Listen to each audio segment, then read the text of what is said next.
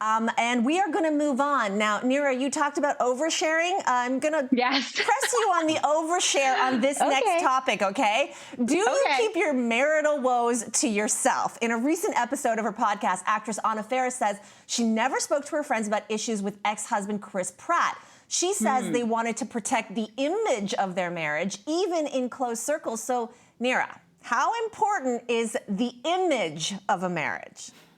Well, the image is definitely important because you're trying, again, to give yourself as a solid foundation, because if you don't showcase that, then you're kind of giving yourself that, I don't know, where someone is then able to talk about you, talk about your marriage, make it a point of conversation on their own.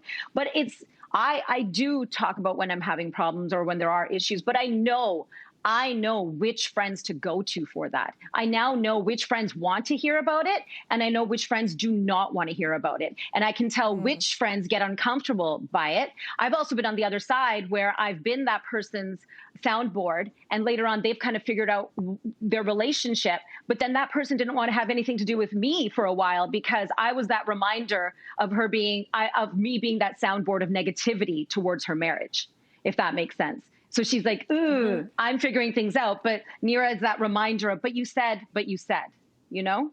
I wish I had Neera's friends who didn't want to hear the gossip. All my friends are like, no, give me more, give me more.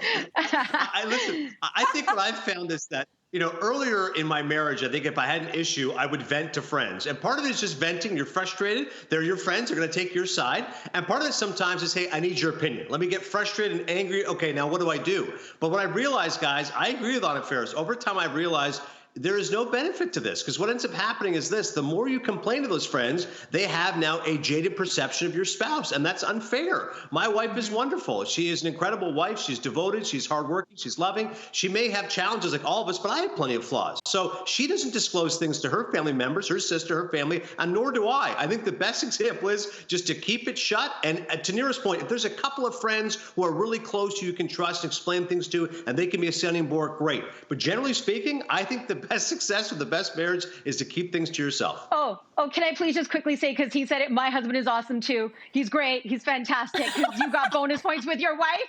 I got to get my bonus points with my husband. Gary, you're amazing. All spouses here are incredible.